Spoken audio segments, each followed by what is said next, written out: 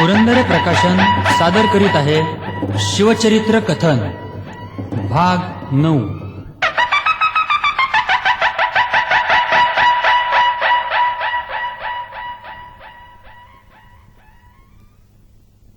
ज्यावेळी महाराज पन्हाळ्याच्या वेढ्यात अडकले होते त्याच वेळी दिल्लीहून फौज निघाली होती शायस्ते खानची। जवळजवळ 1,30,000 फौज घेऊन शायस्ते खान अहमदनगर इथं दाखल झाला। तो दाखल झाला त्यादिवशी दिवस होता 10 फेब्रुवारी 1660। 1,30,000 फौजेत 78,000 केवळ घोडेस्वार होते, 500 लढाऊ हत्ती होते, याशिवाय तोफखाना आणि प्रचंड युद्ध साहित्य समुद्रासारखं लोटलेलं होतं। शाहिस्ते खाननी आपला मोर्चा वळवला पुण्यावर। प्रथम त्यांनी नगर सोडलं आणि बारामती, सुपं, शिरवळ, सासवड या परिसरात मोगलाई धुमाकूळ घालीत शाहिस्ते खान दिनांक 9 मे 1660 या दिवशी पुण्यात दाखल झाला। पुणे शाहिस्ते खानच्या ताब्यात गेलं। त्याचा मुख्य अधिकारी त्याला भेटायला आला आणि विचारलं आपला खासा तंबू इथे कुठं उभा करायचा। आणि त्यांनी एक गोष्ट सुचवली की प्रत्यक्ष शिवाजी राजाचा वाडा हा या पुण्यामध्ये आहे आणि तो आपल्या ताब्यात आलेला आहे, त्याच ठिकाणी जर आपला मुक्काम टाकला तर। शाहिस्ते खानला ही कल्पना फार आवडली आणि त्यांनी ताबडतोब हुकूम दिला की आमच्या सोयीनुसार आवश्यक ते बदल करून त्या वाड्यामध्ये आमच्या मुक्कामाची व्यवस्था करा। आणि लाल महालात मिर्झा अबू तालिब, नवाब आझम, शायस्ता खान, अमीर उल उमरा हा औरंगजेबाचा खासा मामा आणि मोगल साम्राज्याचा सरेसर नौबत हा महाराजांच्या लाल महालात दाखल झाला आपल्या साऱ्या जनानखान्यासह। आऊसाहेबांच्या शुभंकरोतीनं जो लाल महाल पवित्र झाला होता, ज्या लाल महालामध्ये शिवाजी राजांच्यावर लहानपणी संस्कार केले गेले होते, तोच लाल महाल आता गुलामगिरीत पडला। पुणे आणि पुण्याचा परिसरही खानाच्या ताब्यात गेला। आता त्याला काहीतरी नवीन करून दाखवण्याची उमेद होती आणि म्हणून त्यांनी पहिला हल्ला करण्याकरता किल्ला निवडला चाकणचा। पुण्यापासून पुणे नाशिक मार्गावर 18 मैलावरती हा चाकणचा किल्ला होता आणि आहे।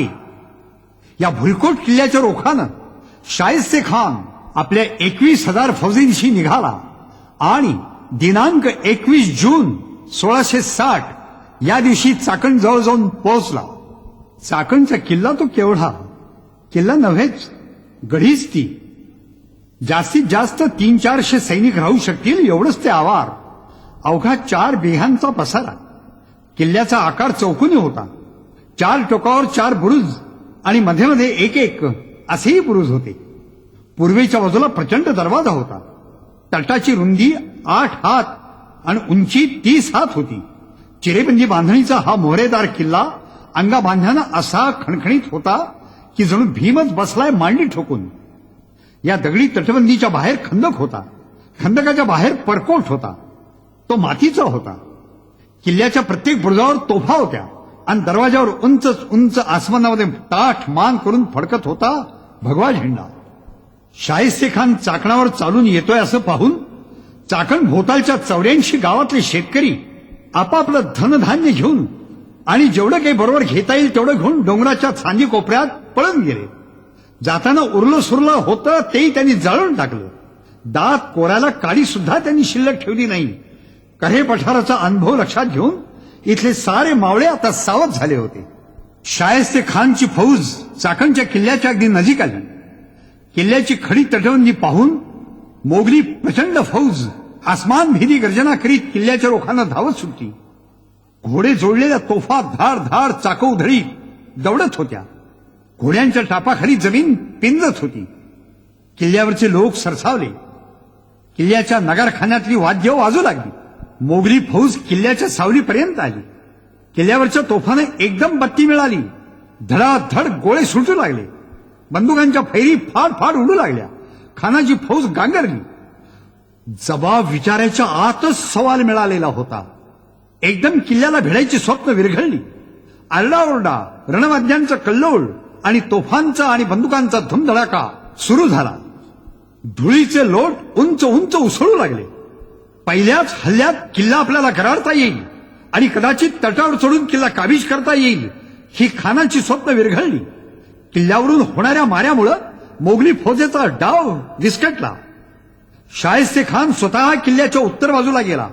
खानाच्या खास दिमतीला सरदार होते गिरधर कुंवर, बीरमदेव, हबश खान, दाबाजी या साऱ्या सरदारांनी आणि शमसुद्दीन खान, मीर अब्दुल मसूद दरोगा, सय्यद हसन, उझबेक खान, खुदावंद खान हबशी, विजय सिंह, सुलतान अली अरब आणि अलायार बुखारी हे किल्ल्याच्या पूर्वेच्या बाजूला धावले. किल्ल्याचा दरवाजा याच बाजूला होता. राव भावसिंग, शरफराज खान, जाधवराव, जोहर खान हबशी हे किल्ल्याच्या दक्षिण बाजूला सरकले आणि राजा रायसिंग हा एकटा सरदार आपल्या फौजेसह पश्चिमेच्या बाजूला मोर्चावर उभा राहिला. आणि सारीच मोगली फौज किल्ल्यावरून होणाऱ्या बंदुकांच्या आणि तोफांच्या माऱ्यापासून नेमकं अंतर सोडून तळ देऊन बसली. किल्ल्याला वेढा पडला. किल्ल्यातील मराठ्यांनी दारूचे मोठे मोठे बाण मोगलांच्यावर सोडायला सुरुवात केली. त्यामुळे मोगल अगदी हैराण झाले. त्यांचे मोर्चे काही ठरेना. धारिष्ठकडून मोगली हशम पुढे जात आणि किल्ल्यावर गोळ्या झाडीत, पण त्याचा परिणाम उलटाच होई. मावळे त्यांना अचूक टिपत होते.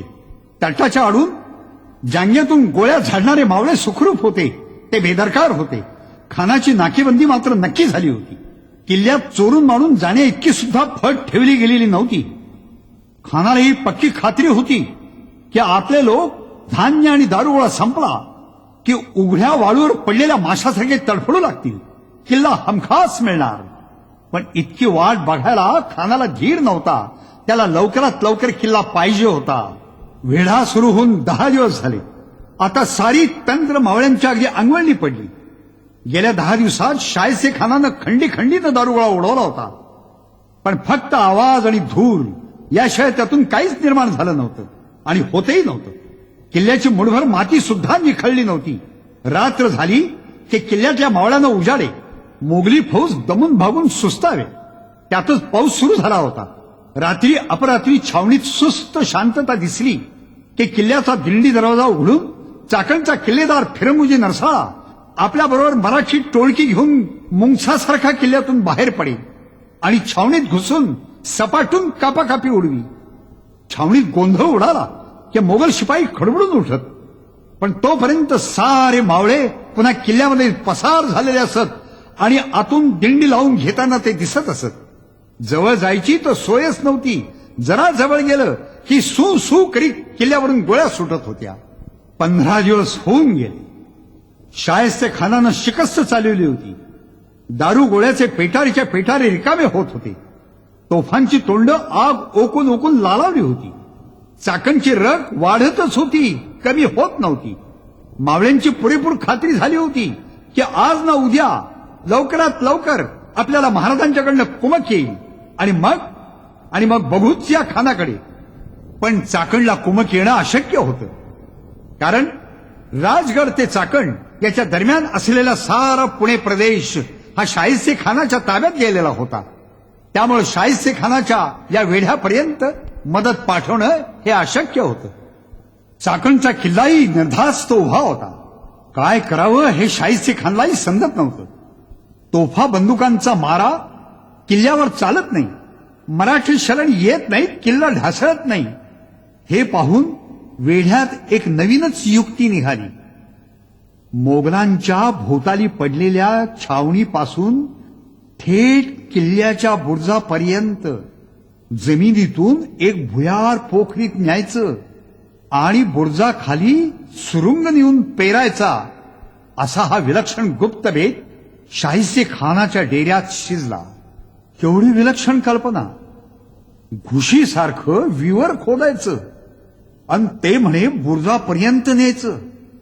भोवताली खंदक, त्यात पाणी आणि त्या पाण्याच्याही खालनं तो सुरुंग न्यायचा आणि त्या बुरुजाला लावून तो उडवायचा.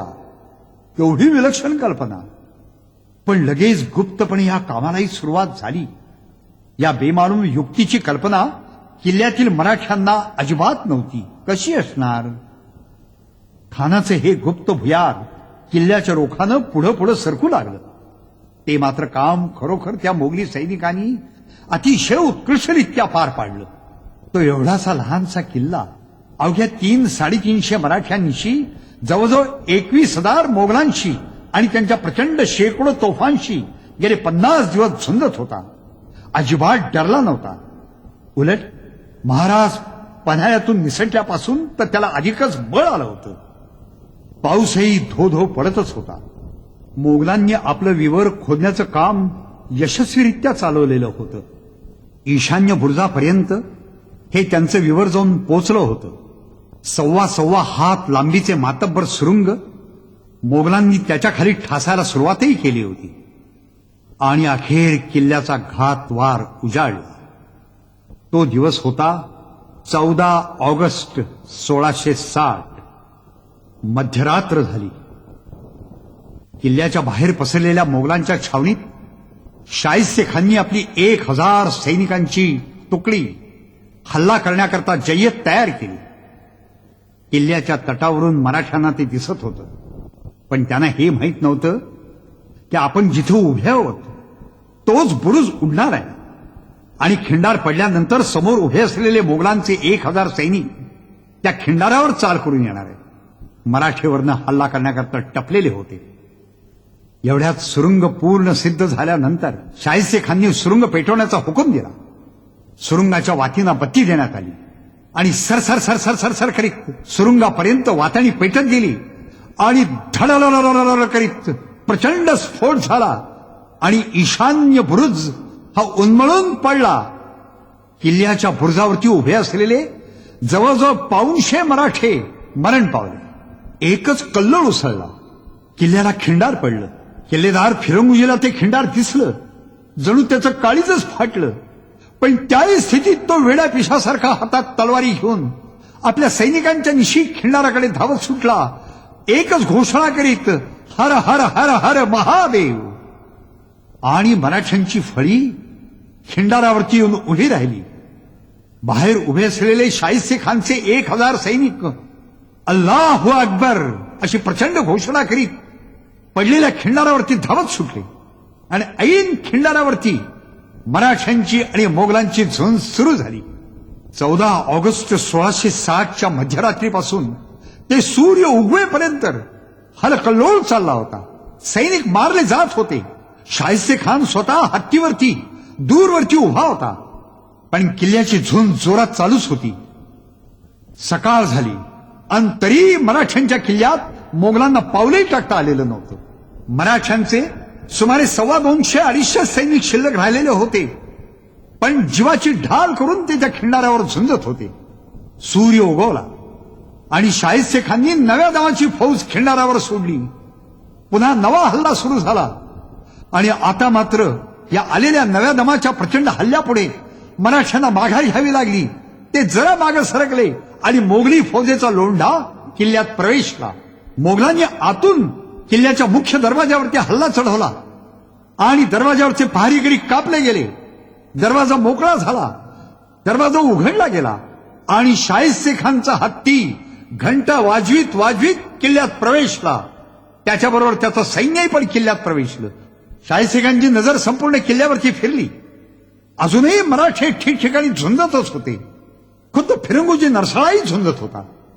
ते त्याचं शौर्य पाहून शाहिस्ते खान थक्क झाला आणि तो मोठ्याने ओरडला आणि म्हणाला, ऐक किल्लेदार, ठहरो ठहरो. सारी लढाई क्षणभर थांबल्यासारखं झालं. मोगलांचाही हल्ला थांबला आणि शाहिस्ते खानने मोठ्याने ओरडून फिरंगोजीला म्हटलं, ऐक किल्लेदार, एवढी समशिरीची करामत मी आजपर्यंत हयातीत कधी पाहिली नाही. बहादूर आहेस, शाबास शाबास. पण पहा, किल्ला आमच्या ताब्यात आल्यासारखाच आहे. आता तुझे लोक आणि तू हे विनाकारण मारले जावेत असं मला वाटत नाही. तू आमच्याकडे ये, आम्ही तुझं चीज करू. बादशाह हजरत जिलेलाही आलमगीर बहादूर तुझं कौतुक करतील. पण एवढं म्हटल्यानंतरही फिरंगोजी नरसाळीची मान नकारार्थी हल्ली आणि त्यांनी नाही म्हटलं. पण तो शाहिस्ते खानही दिलदार मनाचा. त्यांनी फिरंगोजीला पुन्हा असं म्हटलं, आहे किल्लेदार, खरोखर तुझी बहादुरी लाखा मोलाची आहे. तू फुकट मारला जावास असं मला वाटत नाही. तुला जर जायचं असेल तर किल्ल्यातून तुला जे हवं ते घेऊन जा. वाटलं तर डंके आणि झेंडे सुद्धा घेऊन जा. आणि फिरंगोजींनी शरणागती पत्करली. त्यांनी आपले मेलेले आणि जखमी झालेले सारे सैनिक आपल्या सैनिकांच्या मदतीनं बाहेर काढले. किल्ल्यावरचा झेंडा काढून घेतला, डंका घेतला आणि तो किल्ल्याच्या बाहेर पडला. त्याच्या मनाला यातना होत होत्या. 21,000 सुसज्ज फौजेशी त्यांनी आपल्या अवघ्या 300-350 मराठी सैन्याच्यांशी टक्कर दिलेली होती. पण अखेर शाहिस्ते खानला यश मिळालेलं होतं. फिरंगोजी किल्ल्याच्या बाहेर पडला आणि आपल्या लोकांच्या निशी त्यांनी राजगडचा रस्ता धरला. शाहिस्ते खानचा आनंद हा आसमानात मावत नव्हता. त्यांनी चाकणच्या किल्ल्याला नाव दिलं किल्ले इस्लामाबाद. या किल्ल्याचं पूर्वीचं नाव होतं चक्रपुरी. महाराजांनी तेही बदललं होतं आणि महाराजांनी त्याला नाव दिलं होतं किल्ले संग्राम दुर्ग. आता त्या संग्राम दुर्गाचा इस्लामाबाद झाला होता. शाहिस्ते खाननी आपला विजयाचा शिलालेख या किल्ल्यावरती कोरून ठेवला. चाकणच्या विजयाच्या बातम्या दिल्लीला रवाना झाल्या. दिल्लीत तोफा उडवण्यात आल्या, शेरण्या वाटण्यात आल्या. शेरण्या म्हणजे मिठाई. वास्तविक चाकणचा किल्ला तो केवढा. मोगलांनी आपल्या प्रचंड सामर्थ्याच्या निशी त्या किल्ल्यावरती विजय मिळवला हे खरं आहे. परंतु शेवटी इतिहासकार कौतुक करतील ते चिमुटभर मराठ्यांच्या 50 दिवसापेक्षाही जास्त दिवस केलेल्या प्रतिकाराचंच. फिरंगोजी किल्ल्यातून बाहेर पडला आणि आपल्या लोकांच्या निशी तो राजगडावर येऊन दाखल झाला. यावेळेला महाराजही पण विशाळगडावरून राजगडला आलेले होते. अफजल खानाच्या वधानंतर आणि पन्हाळ्याच्या वेढ्यानंतर महाराज जिजाऊ साहेबांना भेटत होते. जवळजवळ 13 महिन्यांनी फिरंगोजी नरसाळा गडावरती आला. खाली मान घालून आला. त्याला अतिशय दुःख होत होतं की आपल्या हातून चाकणचा किल्ला गेला. आणि महाराजांच्या समोर येऊन तो महाराजांना म्हणाला, महाराज, म्या कमनशिबाने चाकणचा कोट गमाविला. द्याल ती सजा मी भोगतो. पण महाराजांनी फिरंगोजीची पाठच थोपटली आणि म्हणाले, फिरंगोजी, तुम्ही केली ती कामगिरी लाखा मोलाची झाली. 50 दिवसांनी अधिक दिवस तुम्ही एवढ्या प्रचंड मोगली फौजेशी झुंजलात. शाबास तुमची, शाबास तुमच्या सैनिकांची. शाहिस्ता खान तो 2 दिवसाचा पाहुणा दिल्लीला परत जाईल. तो काय चाकणचा किल्ला घेऊन जाईल? चाकणचा किल्ला आपण परत जिंकून घेऊ. आणि महाराजांनी फिरंगोजी नरसाळ्याची नेमणूक केली भूपालगडावर किल्लेदार म्हणून. सिद्दी जोहर पन्हाळ्याशी झुंज देतच होता. पन्हाळा काबीज करण्याची त्याची कोशिश चालूच होती. शिवाजी महाराज पन्हाळ्यातून निसटले आणि सारी मोहीमच मातीला मिळाली. हे सारं विजापूरच्या बादशहाला समजलं.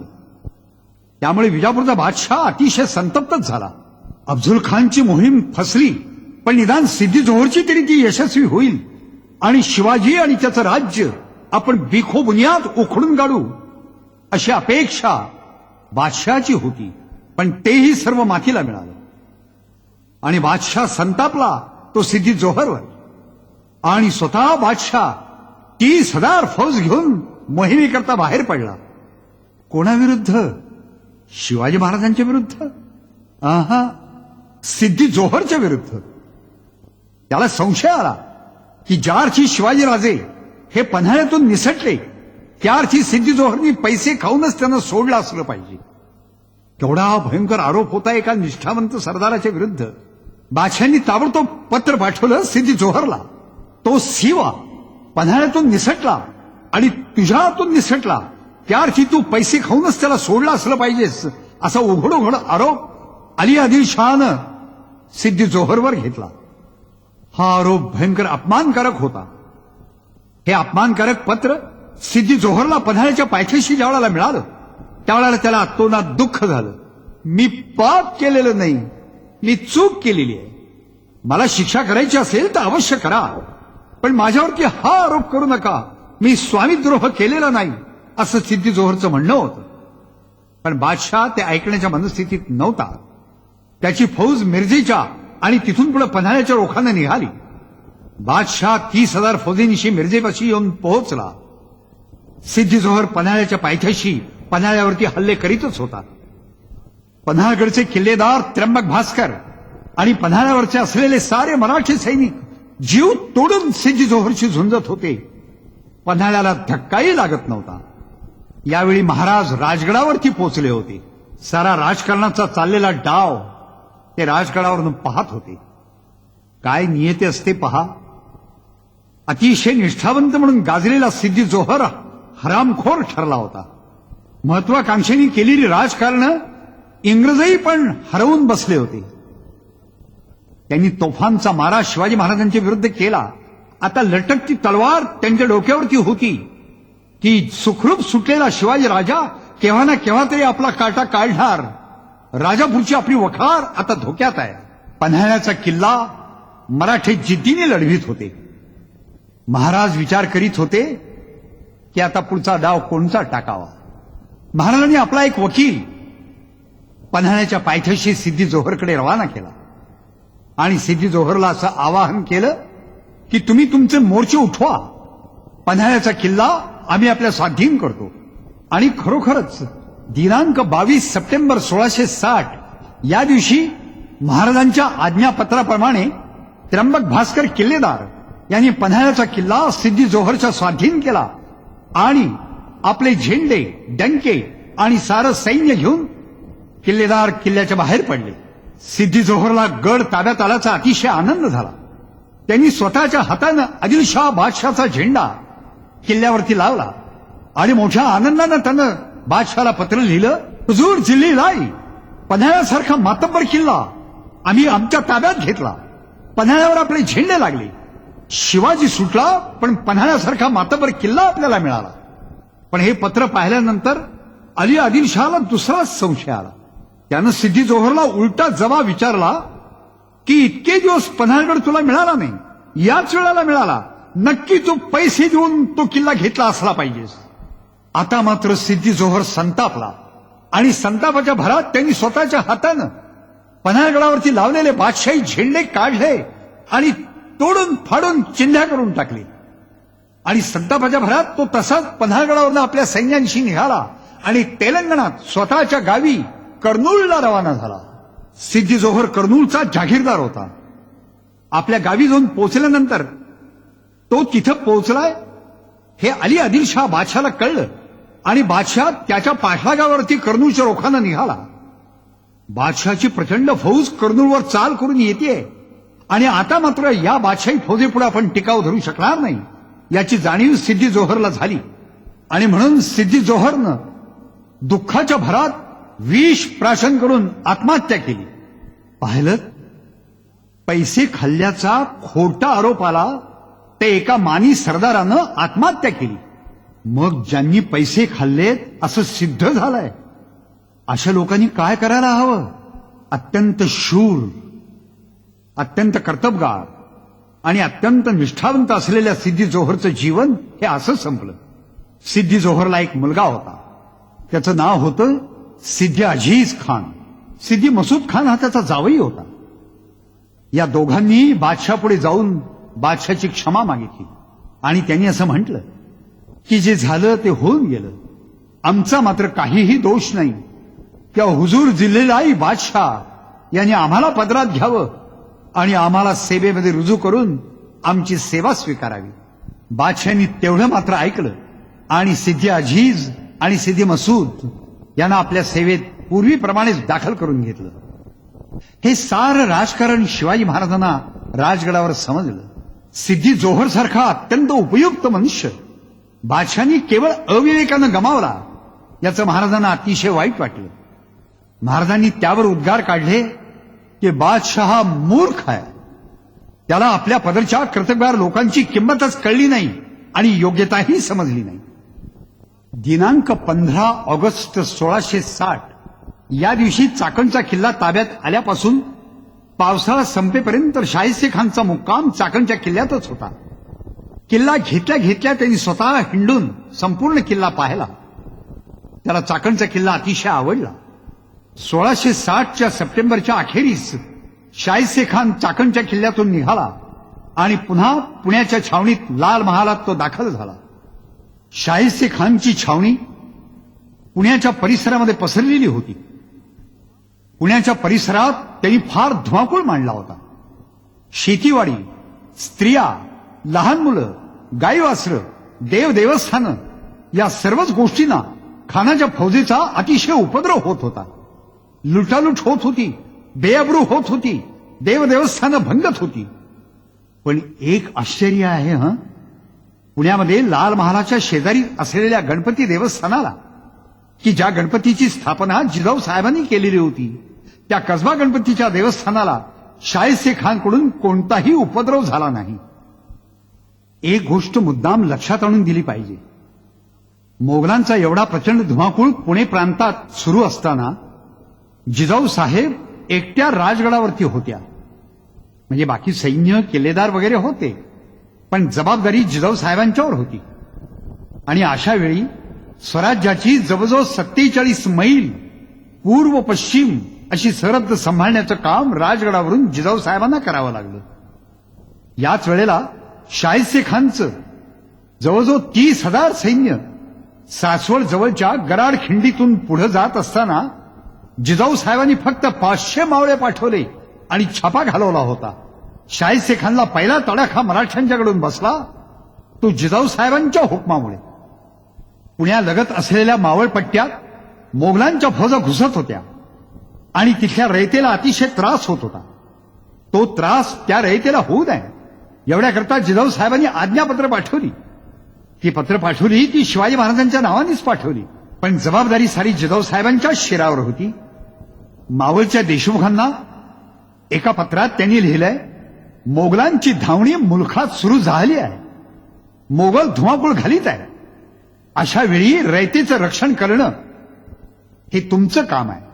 जर तुम्ही या कामात कमी पडलात तर साऱ्या लोकांचे शाप तुमच्या माथी येतील. म्हणून जेवढा प्रतिकार करता येणं शक्य असेल तेवढा मोगलांचा करावा. पण जर अशक्य असेल तर साऱ्या रयतेला बायका मुलांच्या सह आणि गाई वासरांच्या सह डोंगरपट्टीत तुम्ही घेऊन जा. आणि या हुकमाची अंमलबजावणी मावळच्या देशमुखांनी कसोशीने केली. रयतेचं रक्षण जास्तीत जास्त मावळच्या देशमुखांनी केलं. आऊसाहेब स्वराज्याची एवढी काळजी घेत होत्या. वादळ सुटलं होतं, स्वराज्याचा दिवा फडफडत होता, पण आऊसाहेबांनी आपल्या पदराआड तो विजू न देता सांभाळला होता. जिजाऊ साहेबांचं वय यावेळी 60 वर्षापेक्षा कमी नव्हतं. जेवढी जिद्द जिजाऊ साहेबांच्या काळजात होती तेवढीच सर्वसामान्य रयतेच्या मनातही होती. आलेलं संकट आपण उधळून लावू हा विश्वास साऱ्या रयतेत होता. जिजाऊ साहेबांनी आणि शिवाजी महाराजांनी काही घडवलं असेल तर ते हेच, सामान्य माणसांनी निर्माण केलेला असामान्य इतिहास म्हणजे शिवशाहीचा इतिहास. महाराज आता राजगडावरती होते. महाराजांच्या मनात एक गोष्ट सारखी सलत होती. अफजल खानच्या प्रसंगी सारी मावळी मंडळी ही एक निष्ठेनं वाढली आणि अफजल खान सारखं प्रचंड संकट त्यांनी उधळून लावलं. पण एक मनुष्य असा निघाला की जो स्वार्थाकरता शत्रूला फितूर झाला आणि त्याचं नाव होतं खंडोजी खोपडे.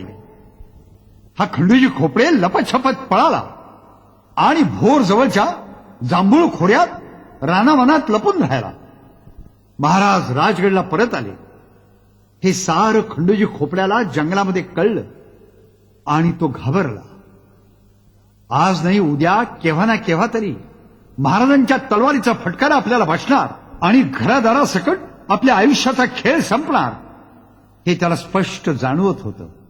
खंडोजी खोपड्याचा प्रत्यक्ष जावई त्याचं नाव होतं बाळाजी नाईक शिळमकर. हा मात्र स्वराज्याची सेवा करीत होता. महाराजांच्या बरोबर दक्षिणच्या साऱ्या मोहिमात तो हजर होता. महाराज राजगडला परत आले. हे सारं खंडोजी खोपड्याला जंगलामध्ये कळलं. त्याबरोबर आपली जावई बाळाजी नाईक शिळमकर हेही आल्याचं त्याला समजलं.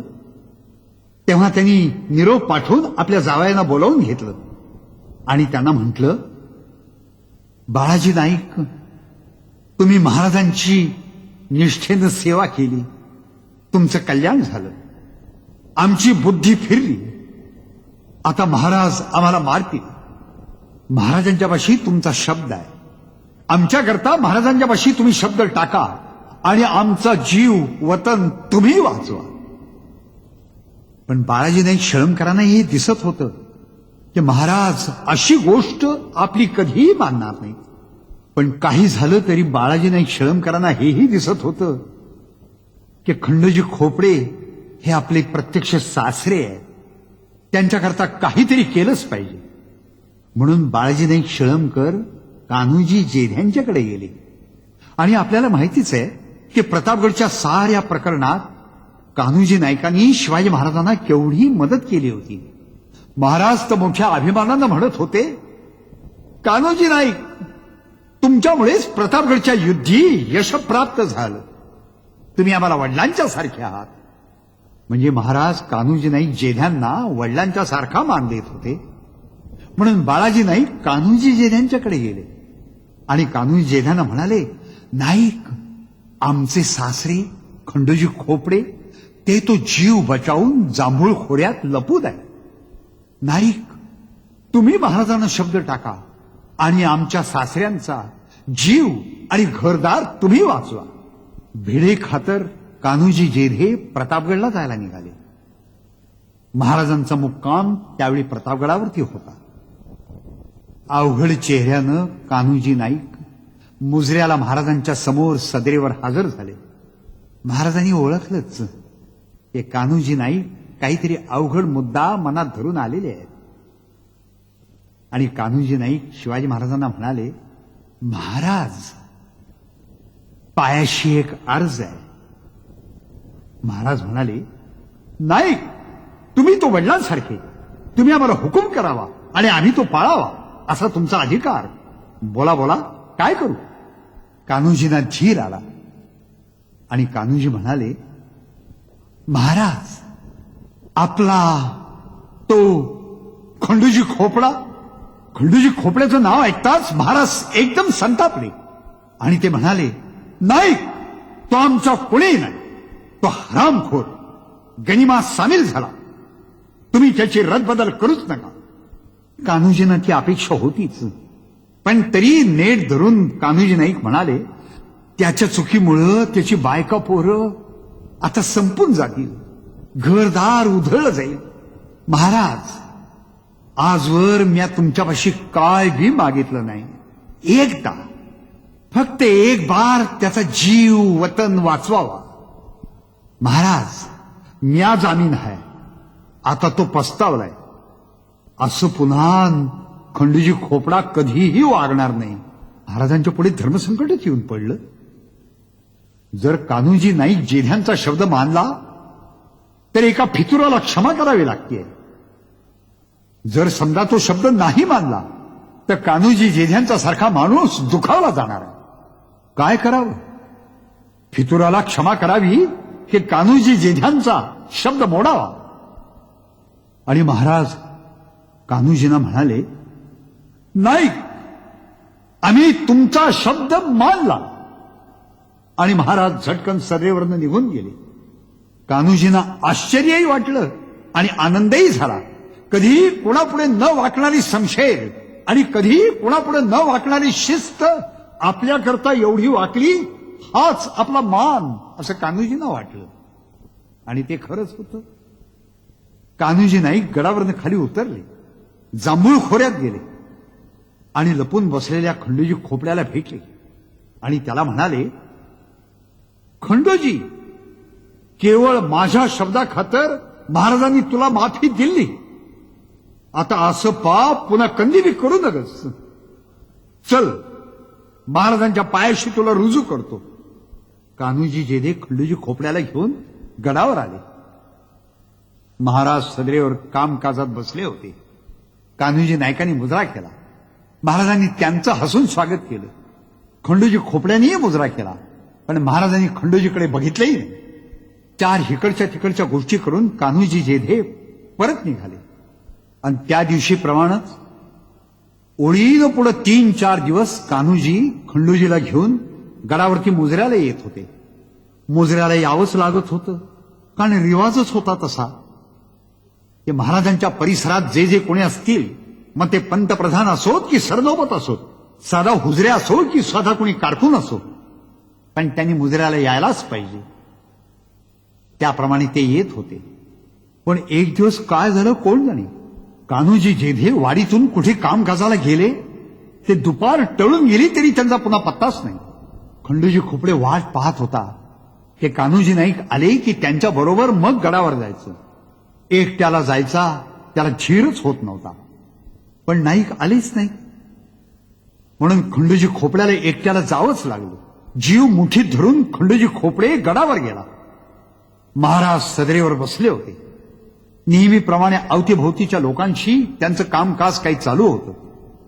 खंडूजी खोपडे एकटा आलेला महाराजांना दिसला. खंडूजी खोपडे मान खाली घालून महाराजांच्या समोर मुजऱ्याला गेला. मुजरा करीत होता. एक क्षण नकळत खंडूजी खोपडेची नजर महाराजांच्या नजरेला भिडली आणि महाराज संतापून आपल्याकडे पाहतायत असं त्याच्या लक्षात आलं. तो घाबरलाच आणि ओरडला, महाराज महाराज वाचवा वाचवा. महाराज आपल्या जागेवरून उठले होते. खंडूजी दबत दबत माग सरकत होता. तो घाबरला होता, घामाघूम झाला होता. अवतीभोवतीचे सारे मावळे ते सारे चित्र पाहत होते आणि महाराजांनी संतापलेल्या आवाजात हुकूम सोडला, धरा. धरा म्हणजे कैद करा. सारेच मावळे धावले आणि खंडूजी खोपड्याला त्यांनी पकडले. नाहीतरी तो कुठं पळून जात होता म्हणा. खंडूजी खोपड्याला साऱ्या मावळ्यांनी खाली अंगणामध्ये आणलं आणि महाराजांनी हुकूम सोडला की याचा उजवा हात आणि डावा पाय कलम करा आत्ताच्या आत्ता. तो ओरडत होता, महाराज वाचवा वाचवा, महाराज वाचवा. साऱ्या मावळ्यांनी त्याला धरलं आणि कुऱ्हाडीने लाकडं फोडावी तसे तलवारीचे घाव घालून खंडूजी खोपड्याचा उजवा हात आणि डावा पाय कलम केला. त्याच्या आरोळ्याने आणि किंकाळ्यांनी सारा गड हादरला. महाराज सदरेवरून राजवाड्यात निघून गेले. काही वेळ गेला आणि गडाच्या खाली वाडीत कान्होजी नाईक कुठे गेले होते ते परत आले. त्यांना समजलं. कुणीतरी येऊन नक्कीच सांगितलं की नाईक समजलं का, खंडूजी खोपड्याचे हात पाय महाराजांनी तोडले.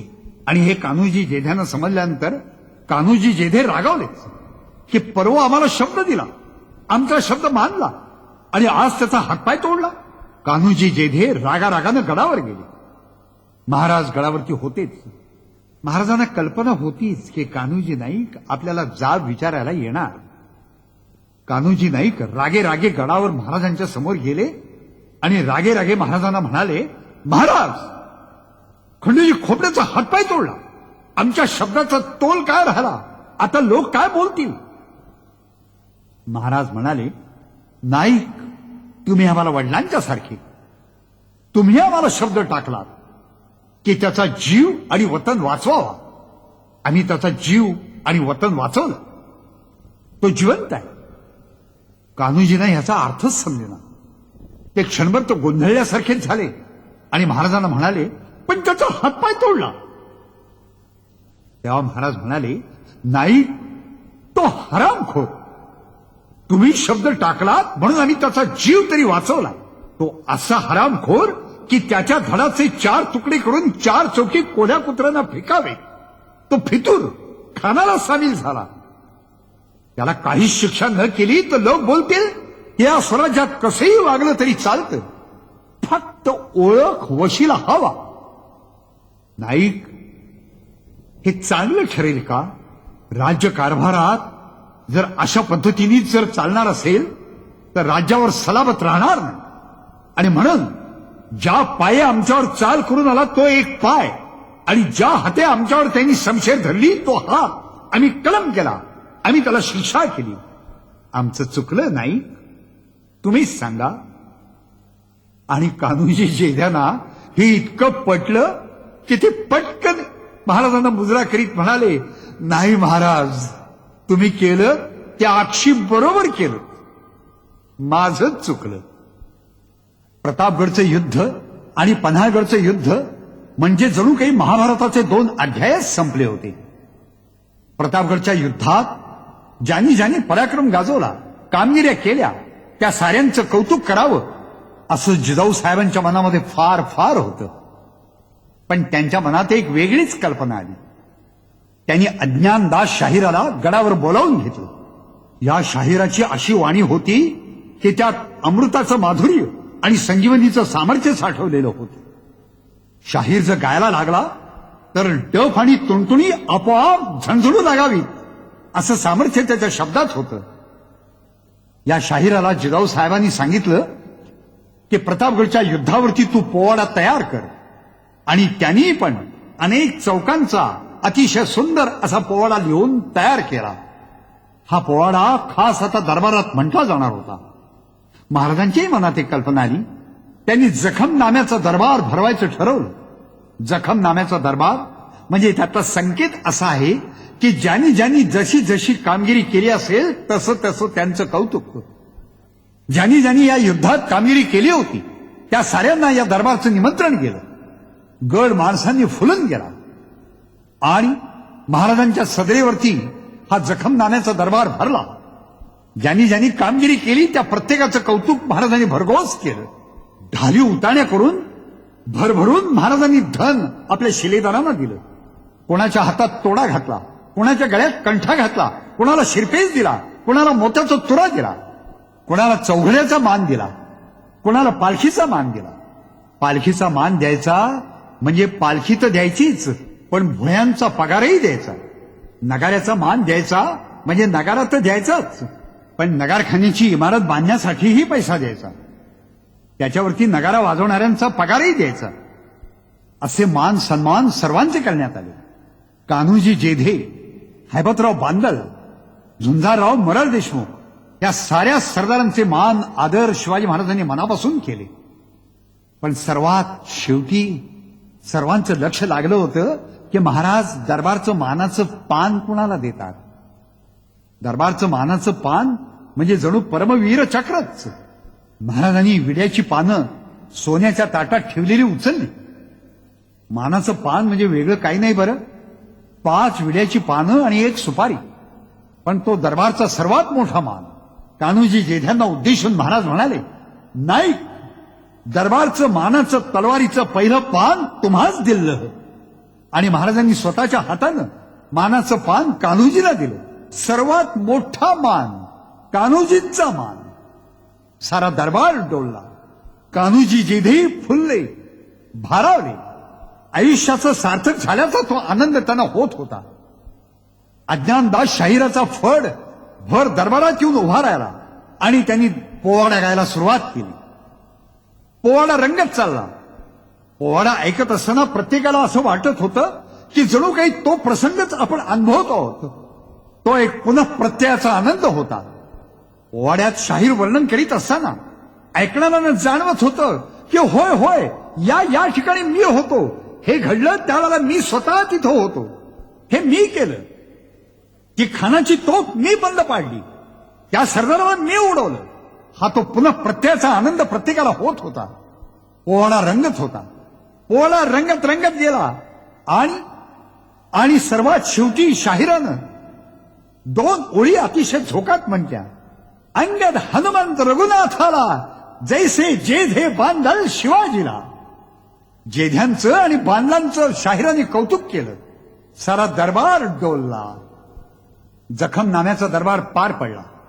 आता महाराजांचं लक्ष लागलं होतं शाहिस्ते खानच्या रोखानं. शाहिस्ते खान पुण्यात होता. खरं म्हणजे गोंधळल्यासारखी त्याची अवस्था झाली होती.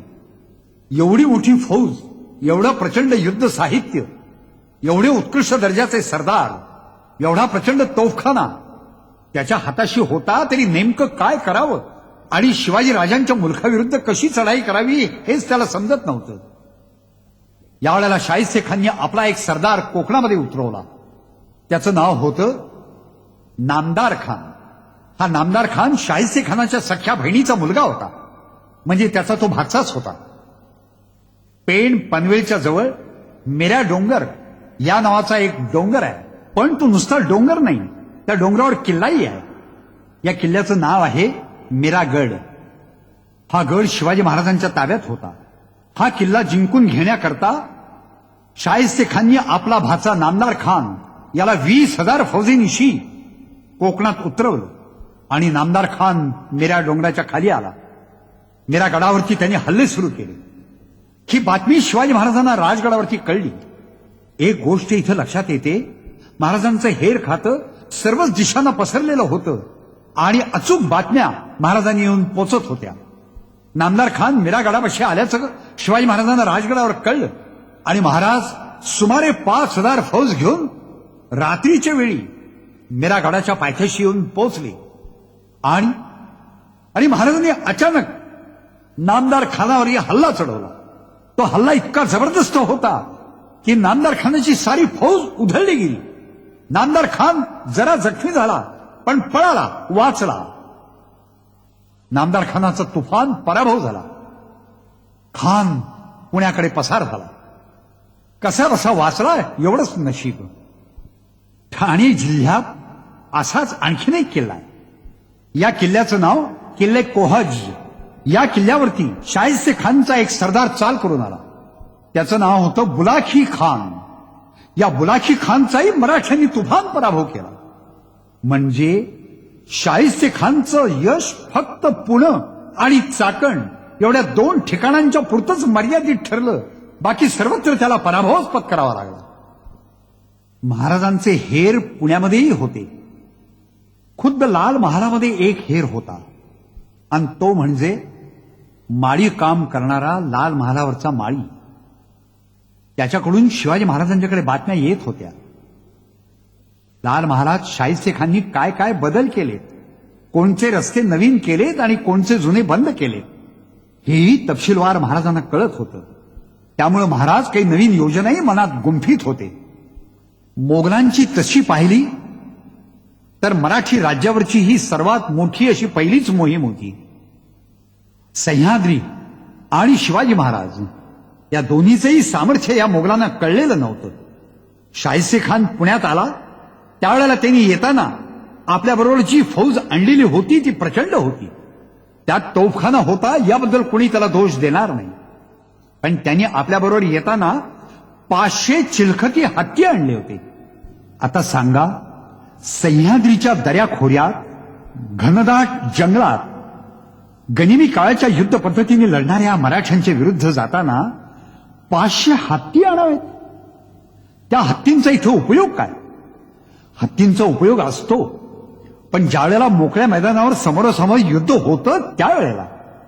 पण मराठी समोरासमोर येतील तर ना, ते येणार केव्हा तरी रात्री अपरात्री एकदम छापा घालायला. आणि मग अशा छाप्याच्या लढाईमध्ये यांचा हत्ती त्या मराठ्यांच्यावर चाल करून जाणार केव्हा आणि तो लढणार केव्हा? म्हणजेच मराठ्यांचे युद्ध तंत्र या मोगलांना समजलंच नाही. दुसरी एक गोष्ट अतिशय प्रतिकूल अशी या मोगलांनी केली. शाहिस्ते खाननी पण ती केलेली होती. शाहिस्ते खाननी येताना आपल्याबरोबर सारा जनानखाना आणला होता. विजेच्या वेगानं छापा घालणाऱ्या मराठ्यांच्या विरुद्ध इथे छावणी ठोकताना जनानखाना बरोबर आणायचा, ही केवढी मोठी चूक आहे. पण ही चूक केवळ यावेळेला शाहिस्ते खाननी केली असं नाही, तर पुढे सतत मोगलांनी ती चूक केली. याला अपवाद फक्त मिर्झा राजा जयसिंगांचा. पुढे तर शाहिस्ते खाननी आपल्या एका मुलीचं लग्नच साजरं केलं पुण्यामध्ये. दिल्लीच्या बादशहाचा वजीर, अर्थात तो शाहिस्ते खानचा नातलगही होता. शाहिस्ते खानच्या सख्या बहिणीचा तो नवरा होता. त्याचं नाव जाफर खान. त्याचा मुलगा कामदार खान. या मुलाला शाहिस्ते खाननी आपली एक मुलगी दिली आणि त्याचं लग्न बादशाही थाटामाटात पुण्यातल्या लष्करी छावणीत साजरे केलं. हे सारं पाहिलं की लक्षात येतं की या मोगली सेनापतींना गनिमी काव्याचं सामर्थ्य आणि त्यातला धोका हा समजलाच नाही. शाहिस्ते खानाच्या छावणीतल्या बारीक बारीक हालचाली पण शिवाजी महाराजांना समजत होत्या. रात्रीच्या वेळेला पहारे कसे असतात, छावणीच्या भोवताली गस्त कोणाची असते, तोफखाना कुठे ठेवलाय, दारुगोळ्याची काय व्यवस्था केली आहे, कोण कोण सरदार कोणकोणच्या भागातनं आलेले आहेत आणि त्यांच्या सवयी काय, या साऱ्या गोष्टीचा तपशील हेरांच्या मार्फत शिवाजी महाराजांच्या पर्यंत येऊन पोचत होता. महाराजांना एक बातमी राजगडावरती यावेळेला आली. ही वेळ म्हणजे इसवी सन 1661 सालचा जानेवारीचा पहिला आठवडा. आणि ती बातमी एका नव्या मोहिमेची होती. शाहिस्ते खाननी आपला एक सरदार कारतलब खान याला कोकणामध्ये उतरवण्याची मोहीम आखली, योजना केली. सुमारे 30,000 फौज कारतलब खानच्या बरोबर निघणार होती. तो कोकणात उतरणार होता. कोकणातल्या नेमक्या कोणत्या भागात उतरणार आणि नेमक्या कोणत्या रस्त्याने तो जाणार यावरतीच महाराजांचं आता सारं लक्ष केंद्रित झालं होतं. बातम्या येत होत्या. कोकणात उतरण्याच्या त्यावेळच्या वाटा पुण्याच्या बाजूला 3. पहिली वाट पुण्याहून पैल बेलाच्या घाटानं नांदगावकडे उतरायचं. दुसरी वाट लोणावळ्याच्या जवळ असलेल्या उंबरखिंडीतून जांभूळपाडा नागोठनं या बाजूला उतरणारी आणि तिसरी वाट भोर घाटातून खोपोलीच्या बाजूला उतरणारी. या 3 वाटांच्या पैकी कोणत्या वाटेने हा कारतलब खान जाणार होता? महाराजांचे हेर यावरतीच टपलेले होते. नेमकी बातमी आली की महाराजांना समजणार होती या कारतलब खानानं फार मोठी कामगिरी केलेली होती. बार्शीच्या जवळ असलेला परिंड्याचा विजापूरकरांच्या ताब्यात असलेला किल्ला या कारतलब खानानं जिंकून घेतला होता. वास्तविक परिंड्याचा किल्ला अतिशय बळकट होता हे तर सत्यच आहे. पण कारतलब खानला त्याचं श्रेय फार देता येणार नाही. कारण विजापूरकरांचा जो किल्लेदार ह्या किल्ल्याचा किल्लेदार होता त्याचं नाव होतं घालिफ खान. हा घालिफ खानच मुळे पैसे खाऊन फितूर झाला आणि त्यामुळे कारतलब खानला न लढतानाच किल्ला मिळाला. पण हा कारतलब खान परिंड्याच्या विजयामुळे हुशारून गेला होता. आपण फार मोठी कामगिरी करतो अशी त्याच्या मनामध्ये कल्पना निर्माण झाली होती. एकदा माणसात अहंकार शिरला ना की त्याच्या पराभवाला सुरुवात झालीच म्हणून समजावं. सत्ता, संपत्ती, सौंदर्य आणि तारुण्य या गोष्टी परमेश्वरांनी दिलेल्या असतात. त्याचा जास्तीत जास्त चांगला उपयोग करावा, पण अहंकार धरू नये. या अशा अहंकारानंच कारतलब खान हा मुसमुसलेला होता आणि त्या अहंकारातच त्याचा पराभव हा साठवलेला होता. ही पुढची मोहीम होती कोकणची. कोकणचा प्रदेश म्हणजे सारा जंगली प्रदेश, डोंगरमय प्रदेश. या प्रदेशाचा अभ्यास केल्याशिवाय जर कोणी म्हणेल की मी कोकणची मोहीम करीन तर पराभव हा निश्चित आहे. या दृष्टीनं कारतलब खानानं केवढा मोठा अभ्यास करायला हवा होता, केवढी मोठी पूर्वतयारी करायला हवी होती. रायबागांच्या मनामध्ये हा विचार आला होता की जर पुढची मोहीम कारतलब खान करणार असेल तर त्यांनी त्याचा बारकाईनं तपशील आधी गोळा केला पाहिजे, त्याचा अभ्यास केला पाहिजे आणि मगच त्या मोहिमेला निघालं पाहिजे. पण कारतलब खान हा वेगळ्याच अहंकारात गराडला गेला होता. त्याला असं वाटत होतं मोहीम कुठलीही असो, केव्हाही असो, ती मोहीम मी हाती घेतली तर यश माझंच आहे, मला कोणी अडवू शकणार नाही. आणि शाहिस्ते खानानं कारतलब खानाला तशरीफ फरमावली. कारतलब खान हुजूर दाखल झाला आणि एकांतात कारतलब खानाची शाहिस्ते खानानं भेट घेतली आणि त्याला अत्यंत विश्वासपूर्वक म्हटलं, कारतलब खान, हम तुम्हारे कर्तव्य अच्छी तरह से जानते हैं, इसीलिए कोकण पर कब्जा करने की जिम्मेदारी हम तुम्हारे हाथ सौंप रहे हैं. चौल, कल्याण, भिवंडी, पनवेल और नागोठना यह सारे शिवाजी के मशहूर मुकामात पर तुम काबिज हो जाओ. आणि शाहिस्ते खान पुढे म्हणाला, कारतलब खान, तुम्हारी इमदाद के लिए बड़े बड़े सूरमा दिए जाएंगे, लेकिन शेरनी से भी बढ़कर कलेजा रखने वाली पंडित रायबागन साहिबा भी तुम्हारे साथ आएगी. कारतलब खान मध्ये काही दोष असले तरी तो मोठा सरदार होता यात काही शंकाच नाही. पण तरीही डोंगरी भागात युद्ध करण्याची ही त्याच्यावर पहिलीच वेळ येत होती. शाहिस्ते खाननी निर्णाया सरदारांप्रमाणे रायबागन या सरदारणीलाही कारतलब खानच्या सैन्यात दाखल होऊन मोहिमेवर जाण्याची आज्ञा दिली. ती त्यावेळेला काहीच बोलली नाही. ही फार मोठी कर्तबगार बाई होती बरं. हिचं खरं नाव होतं सावित्रीबाई देशमुख. वऱ्हाडातील पुसद, मालेगाव, वाशिम, माहूर या परिसरातला प्रदेश हिच्याकडे जहागिरी म्हणून होता. नवऱ्याच्या मृत्यूनंतर ही विधवा आपल्या मुलाला बरोबर घेऊन औरंगजेबाच्या सैन्यात सरदारी करत होती. हिच्या मुलाचं नाव होतं जगजीवन राव. शामूगडच्या लढाईत औरंगजेबाची आणि दारा शिकोची जी लढाई झाली त्या लढाईत औरंगजेबाच्या मदतीला ही आपल्या मुलाला घेऊन गेली होती. मुलगाही शूर होता, तरुण होता, पण त्या युद्धात तो मारला गेला. हिनं आपल्या सुनीच्या मांडीवरती एक मुलगा दत्तक दिला. तो मुलगा आता छोटा होता, त्याचं नाव होतं बाबूराव.